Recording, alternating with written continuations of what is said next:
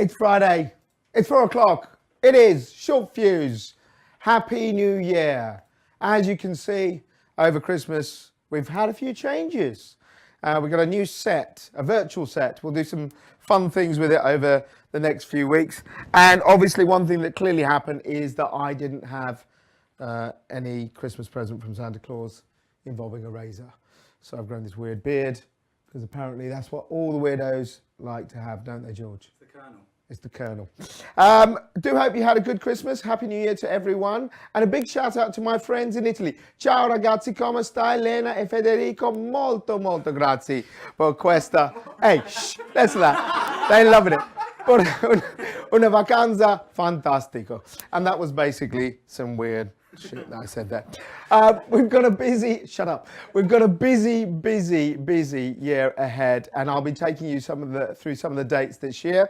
And a big hi to Kevin Corcoran, who's watching this year because he's clearly got nothing else to do. Now, we have got lots and lots happening this year, and we will be doing various shoots, so be across that. We'll be getting our reporters out and about, and our plans are to create some new exciting events. But let's get on with the most important thing of the day, which is obviously the news and the story of the week. Well, it's this one. It's all about David Attenborough. No, it's not. But David Attenborough and that turtle and the little bit of plastic in the whale's mouth has got Theresa May into a huff. In fact, it's got her so much into a huff, she's decided that she's going to get rid of all plastic waste within 25 years. So she's launched, and the government's launched, a £7 billion recycling fund. So they want to try and get rid of plastic waste. They want to encourage people to use more and more recycling material. And the other thing that's really interesting is that they are trying to encourage supermarkets to have plastic-free aisles. So how the hell they're going to do that, I don't know. The government is basically going to try and lead by saying that government offices will remove plastic from what they do. Well, I think this is a great thing. Let's be honest. Everyone wants to get rid of plastic. Alex, stop typing. It's so noisy. Can you hear that in the background? Thank you, Alex. But, you know, getting rid of plastic is something that we should all do. When I was growing up, because I'm so bloody old, you got things like paper bags. You got paper bags from the greengrocers. You got paper bags everywhere. Milk bottles came in glass. You know, suddenly plastic sort of took off for the last sort of 25 years, and everything's in plastic. You've probably seen the gags about M&S providing you some cauliflower steak in plastic. So it has gone beyond what it really should have been done. You know, 100 years ago, it was an innovative material just to be used here and there. Now we just have it everywhere. So anything that does this is great. What will it do? Who knows? Because unless the world, and we're talking about the UN, we talk about other nations, all agree with this. I mean, what I do say is the plastic in the ocean is just disgusting. And in all seriousness, that documentary in Blue Planet really told you what was going on there. So overall, good top marks to Theresa to start the year with a good idea. Now, not quite so top marks for our next story, which is time for humble pie for Mr. Dermot Nolan. Oh dear. The boss of Ofgem has been told off to start the year. Oh yeah. He's been told off by MPs for not doing anything, for being a sloth, for being a snail, for moving at the speed of a small centipede that's resting. The reason is he didn't act enough and quickly enough to cap energy bills, particularly for the poor. He was confronted by MPs who didn't hold back, and one of them actually quoted saying, "Dear Mr. Nolan, do you ever get stuck in?" Well, one thing he won't be getting stuck into is his 15 grand bonus. Whoa, that's gone. He's not taking that. In all seriousness, with him, I don't think that Ofgem has been doing what it should have been doing for quite a while. Whether that's Mr. Nolan's fault, who knows? That's for others to decide. But it's clear if you're the boss of that organisation that's out there to guarantee that, you know, we as the consumer are getting the right deals, then you should probably be doing a little bit better than he's been doing. Obviously, I'm not going to get a Christmas card off him. Finally, switching. This was really big last year, and the figures have finally come in. So in 2017, 5.5 million people switched supplier. That is a record. So that's a 15% increase on the year before. And nearly a third of those people who switched, this is really interesting, they moved to the smaller suppliers, the niche providers, rather than the big six. This is obviously something that really, if you look at it all, it's a good thing. It's the right thing that we have more choice and people are doing it. But it does make you wonder, what the hell is the point of the price cap? Because if you have that ability to switch and get a better deal, then isn't that the market working for itself? Well, anyway, that's my view. You've got all the details there to get in touch with us. You can tweet us, you can email us. So tell us what you think. We'll be doing more news later with the reporters. But first, let's move on to this week's Viewpoint.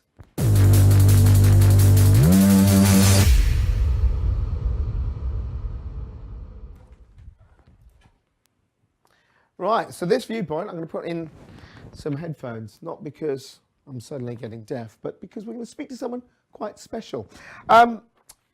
What's the future going to be like? Who has got a horoscope? No one we know except one man in energy. Yes, Dan Lewis, who, if you came to Energy Live Future, you saw Dan giving a fantastic talk at the end of the day, talking about what he thought would be the future trends in energy. Some very interesting ideas around the types of power we have, what we'll be doing in space.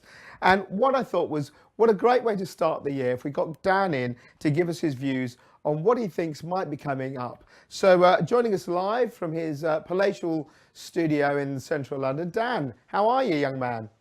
Well, very well, Simit, and very nice to be joining you today. And Happy New Year, fella.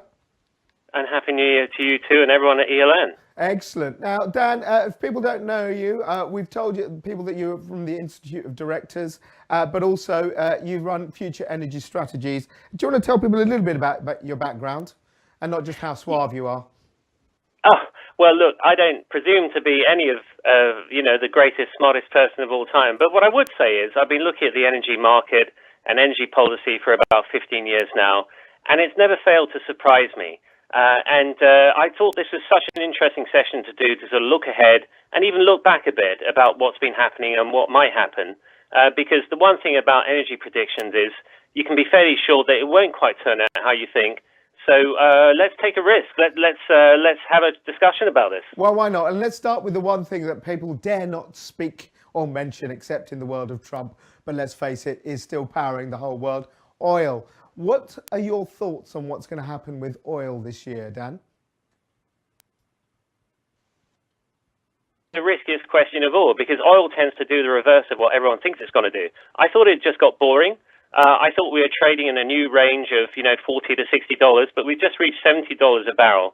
And why is that? Because it's not just about demand and supply. It's about the geostrategic implications. It's about what's happening in Iran. It's about pinch points in pipelines. And it's about the time of year. And I think this is so important. This is so important to the UK because a lot of gas contracts are still indexed to oil prices. Yeah. And also it really affects what you pay at the petrol pump for your diesel or your petrol. So this has quite a big long-term impact on where your finances are going to be for the rest of the year. I think, Georgie, you put up the graph, haven't you? So you can see that the sort of price fluctuations. A couple of years ago, Dan, you'll remember it was up at 140, 150, then it tanked. Is there this issue of the way that, let's be geopolitical, Iran, the whole kind of issue around Saudi Arabia's distaste towards Iran and all that's happening there, all of those political shenanigans will really affect the way the oil will fluctuate and also what OPEC might well do? Exactly. And added to that, I think is a really important issue is the growth in US shale production that's producing a lot of oil. And because oil is one of the few hydrocarbon commodities that are truly global. And what this means is that they're truly fungible. So it means that the price of oil is more or less roughly the same around the whole world, unlike, say, with natural gas. So what this means is when the US needs to import much less oil, and they're even starting to export it now, then this has a downward pressure on the price of oil around the world. Now, when the price of oil goes up, US shale production could go up as well, but it seems to be not going up as fast as they thought it would this time. And so there are sort of time delays between demand and supply. And I think that's what we're seeing now, that when there is some geopolitical pressure, and people are actually buying a bit more oil because they think the price is going up, well then, that's what we see happening. What do you think, that link we spent at the beginning, power prices, electricity prices tied with oil. Do you think that we're set with that for quite a while to go? Or do you think this idea of, more renewables and more kind of, battery and storage helping to boost the way that we can bring and take away renewable power, will that inevitably bring a divergence away from energy prices pretty much equal oil prices? I think there are lots of things that undermine that, and not just what you mentioned. Eventually, those contracts will expire and unwind, and indexing to the oil price will not seem such an attractive or such a good idea. So I think that's at play. I think what's also at play is that there is a lot of gas out there. There's really a lot of gas. It's just that how There's quickly... a lot of gas in here, Dan, as well, I can tell you that much. It's really about how quickly can it come to market and exert downwards pressure. The surprise in the UK, arguably, as well, is that whereas we were starting to see a bit less volatility in the natural gas price as measured by the national balancing point, we're starting to see some more spikes in the gas price because of the decline of storage with the closure of Rough and any sort of seasonal spikes that happen. So whereas we were going down that route, where we're going to see the natural gas price roughly the same throughout the year, it seems to be going in a seasonal variation again, where it's high in winter and quite low in summer. Okay, let's move on to something that we've sort of touched on already, the transition and Drax. You've got an idea about what Drax might well be doing that's caught your eye? Yeah, I mean, I think this is fascinating. This was, after all, the largest coal-fired power station in the whole of Europe. They're now diversifying out of that, as of course they have to, because they're going to have to close all coal operations along with everyone else by 2025. But what they have in plan is to convert a couple of their power units to gas. But what really caught my eye was that they want to build the world's largest battery, and that should be going through this year, 2018, 200 megawatts. So the world's largest battery, lithium-ion, and I'm just fascinated by that because... Hang on, I thought Mr. Musk was building the biggest battery in the world.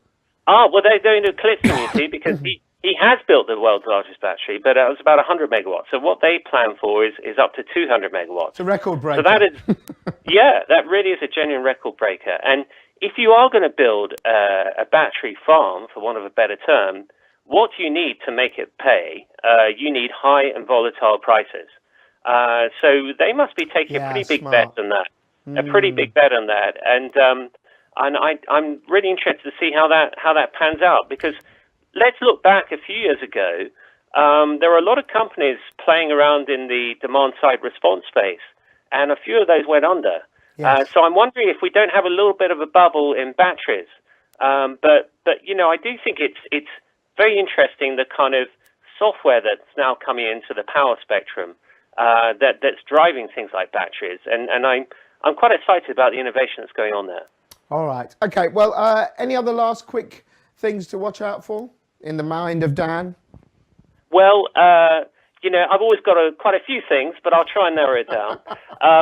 What I would say is I think we've hit peak new suppliers in the energy market. Right. We've had a really big rise in the number of suppliers, but last year, a bit before that, Energy GB went bust and it was taken over. I think we're going to see some acquisitions. So I think it's a business. If you want to go into the business of selling electrons and selling gas molecules, I think it's a much easier business to get into than to keep going and make a profit. And what is difficult for these new entrants, because they can come in at a low price. They can't come in at a low price. But if prices go up, if wholesale prices go up, that makes it a much tougher business to run. And historically, that's been what's actually done it for some of these new entrants. On that point, we did a story, Johnny wrote about it at the end of the year, about obviously Nottingham had done it, and then Hackney, and then Islington, the idea of councils going into it. I was quite sceptical about sort of councils taking our money and then trying to create energy retail companies. What's your view on that? I think it's like any other business. It's actually quite tough to make money in. At the end of the day, you're buying and selling a commodity that moves in price. What I would say is, I think there's some real scope for the emergence of what I might call a micro utility, so much, much smaller. Maybe, it's not just selling gas and electricity, it's selling telecoms, it's selling broadband, it's selling landline, it's selling water. And the thing is, I think a lot of these utilities are all coming together. And what you really become is a kind of a billing company. It's a software-based company. And the most efficient player in that can do it pretty well. So you could have a kind of social utility scale model that chooses to have a low margin, but is actually very small. It might be serving 2, 3, 4 blocks of flats, something like that. I'm just wondering if there isn't more scope for that, because the cost of entering these markets now is falling quite dramatically. All right, and then let's end with something you got wrong. Go on, be honest. Oh yeah. Well, look, it's you talked about humble pie earlier. Yeah, go on. I'm all for humble pie. I was looking back at some of the stuff I wrote 10 years ago, and I was looking forward at how much solar capacity would the UK have, and I think I came up with something like 300 or 400 megawatts by 2020. Right. And actually, here we are. We're at 12.6 gigawatts. I mean, it's been phenomenal especially growth. in a country with no sunlight. Yeah, it's not bad. But if you think about what drove this, it seems that the fall in the price of solar modules was actually much faster than the ability of the government to reduce the subsidy available to them. And so the yield to investors became extremely good, 20, 30%, sometimes more. And so, of course, all this money piled into it, and they bought it. And the government was just a bit slow reacting, to be honest. But then I don't know how much further it can go. So that's why I'm quite interested in this space where you're seeing these new solar farms going up, but they also are putting in batteries with them. And so it's really all about the algorithm and the connection charges. So wherever you choose to site any kind of power station in the UK is very connection charge sensitive. And I'd love to see some more transparency about those costs and how they play into the business model across the whole country. Nice. All right, well, we're getting pretty much out of time, but before we go, obviously, if you're watching and you've got a question for Dan, send us an email or tweet, and we'll put him in touch with you guys. But come on then, give me something bonkers. You're lovely. You love this bonkers stuff, and particularly in the week where CES, that made me laugh, CES had a power cut, the show for all the, the new tech. Something bonkers you think might be happening. Well, it doesn't have to be this year. I mean, bonkers might not be my quite favorite choice of word, but what I would say is I'm a technological optimist, and I do think the progress we're making in getting to space at lower and lower cost and more reliably, and the really sort of bonkers, not so far out idea that excites me is space-based solar power, because as you alluded to earlier, the point about solar power is that it tends to only work when the sun's shining. But of course, if you're in space in a sun-synchronous orbit, well, then you can actually have the sunlight 24 hours a day, and then you can beam it down with either a microwave or a laser to your chosen spot. And then, why not? Why not? So if you can get the cost of getting access to space down low enough, you can put your solar power station in orbit, and then, we'll have all these utilities working in space, maybe. That'd be good. That'd be cracking. Well, funny you mentioned that, because for Energy Live Future this year, we've got a fantastic guest.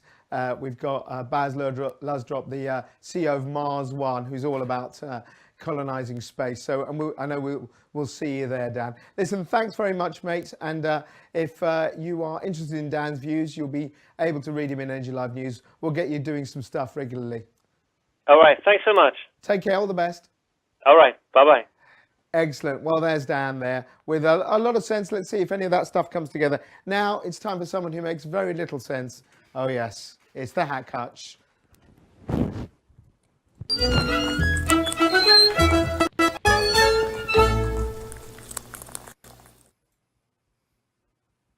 Hello. Hello. Happy New Year. Happy New Year. Happy New Year. Look at that. Have you decided to wear anything different? Has this suddenly become just a brand new? Shirt I wear. It is, yeah.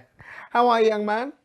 Yeah, very well. Thank Yeah, and kicked off the new year with quite a few interesting stories. So talk me through what's caught your eye this week. Yeah, so this week there's been a bunch of interesting stories. So the first one I was going to talk about was actually kind of linked to what you were talking about with Dan. Yeah. You were talking about oil prices, but I was talking about shale. And basically, Scotland has banned shale. I'm sorry, I'm moving across there. Scotland has banned shale, and then the firm INEOS, which obviously conducts a lot of the fracking, has actually petitioned to undo that ban. So I thought that was pretty interesting. So that's because the last year was all about people being denied fracking rights and, you know, the people winning. This is sort of the shale industry fighting back. Yeah, because Scotland introduced a policy of no support, which basically means that it's not really it's not illegal to frack, but you know they make it so that other energy sources are supported, and it means that realistically, logistically and financially, shale's not worth it. Okay, Yeah, and so then fighting back against that. And then the next one again with Mrs. T, Mrs. T May. And yeah, again that goes back to what you were talking about earlier in terms of plastic. That's microbeads have actually been banned now by the UK government, and those are the microbeads technically are sub-millimeter plastic balls found in shower gel, Plastic balls, face scrubs, and so on. Hang on, these are things that when you get those gels, that you think have got something very nice. Usually exfoliation. Yeah, or exactly. something like You that. use that regularly, don't you, mate? Yeah, all the time, so I'm glowing. But yeah, so they've banned those because they can go through a lot of the filters and end up going through the drains into the sea. And they've proven that some animals actually that live in the polluted areas of the sea with microbeads prefer eating microbeads to their actual primary food sources. What are they getting out of eating the microbeads? It's not exactly going to be Might nutritious. feel nice. Exactly. Well, talking about eating, see what I did there, mate? Something that is really popular in this office is pizza. You've got a weird story about pizza. Yeah, so Toyota's basically partnered with Pizza Hut, also Amazon and Uber, for 3 separate purposes. And the Pizza Hut's the most interesting side of it because all of those companies are going to develop a driverless vehicle together. So the Uber one's quite obvious, it's a driverless taxi. Amazon, again, quite obvious, it's a driverless delivery van. But the Pizza Hut one's quite interesting because it's an automatic pizza boy that would turn up at your house and fire a pizza out at you.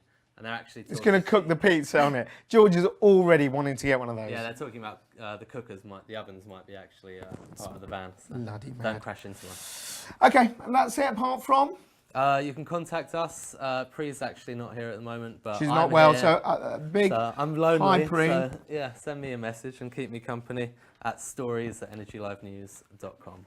Oh, well done, Jonathan. Made a lot of sense, eh? You did. All right, leave. Go. No, seriously, do drop us a line. We'll be doing loads more on various things, but we need your stories. And this year, I want to send Johnny and Pree out, and we'll be hopefully bringing some new faces to ELN as well this year. So we want to get them out and about. So make sure to write to us, tell us about some stories you think should be covered. And don't forget to get involved with the show, because Freddie's really happy about it because it's Ginger Day, and we'll talk about that a bit later. Anyway, right, before I go, some dates for your diary. So, this is going to be a busy first part of the year. So, am I going on this side? Sorry, I'm going on this side now. There we go. Dates for my diary. There we go. So, dates for the diary. So, we start with March. March the 22nd is the Energy Live Consultancy Conference up in Manchester. So, that is for brokers, people in the consulting sector. Invites are going out for that, so make sure you're there. June the 7th. Now, this is a cracker. So June the 7th will be the second Energy Live Future. And that's taking place this time in London at the Siemens Crystal in Docklands. And as I said, we're going to have the CEO of Mars One as a special guest speaker. This will be amazing. If you look him up, you'll find out he wants to colonize Mars. He wants to get humans there, not going there and coming back, but actually going there and you just live there. He'll talk about what he believes can be done around that, and obviously how you solve the energy conundrum in space. And then finally on June the 28th, the first part of the year, we have Telca. So the Energy Live Consultants Awards, we've been running for years. If you're a broker, you need to get involved. And what better time than to introduce my partner in crime, who will tell you a little bit more about this. Take your seat. Ooh, we got Can you hear him through me? Hang on. How's that? Right, why don't you tell people what's going on? Hello, everybody. The Energy Live Consultancy Awards, or TELCA for short, as we know it in this room here, will be launched, or is launched today. So lots of emails been going out. Energy brokers, energy consultants, make sure you start looking at the entries, start looking at the awards. If you've got any issues, give me a call. I've put the number on the emailer. And we will also be doing a session at the Energy Live Consultancy Conference all about how to win one. So that's what it's all about. It's the best awards for the best TPIs. We've been doing it for years. We've won an award as well for it, which is great. So it is the best awards for TPIs. So make sure you enter. It's going to be fantastic. And the deadline is? April the 16th is the deadline for entries. Got loads of time, but if you need help, then myself or Melinda, not this guy, will be there for you. So just let us know. Excellent. Cheers, matey. Thank you. Do enter that, absolutely. If you're a broker, you really ought to win that, because why wouldn't you want to win the best awards out there? Right, okay, well, that's pretty much it, except for and finally. Now, this is a good one. If you are looking for a Valentine's gift, which I certainly know some people in this room are, and you fancy being cheap, you fancy being someone pretty classy, how about this? So Dell Computers have taken gold from their motherboards. They are old bits of gold that they had in their computers, and they wanted to put it up onto a new form of jewelry. So they've taken the gold out of the motherboards, they've recycled it, turned it into 14 and 18 carat rings, earrings and cufflinks. It's part of this whole thing of what can you do with a computer? Let's try and recycle. I think it looks a bit bonkers, but hey, if your missus is into it, chip in to provide her that perfect gift. See what I did there? Not bad, is it? That's about it. Fredo, what's happening? Now, no one watching, no one commenting. Oh, that's not fair enough. Not even Kevin. Nope. Corks, what are you doing? And it's just to end the day, is it Kiss a Ginger Day, Freddie? It is National Kiss a Ginger Day. National Kiss a Ginger Day. So if you know anyone who's got ginger hair, give them a kiss. See you guys next week. Shh, Alex. See you next week. We'll be back here at 4 o'clock. Until then, adios.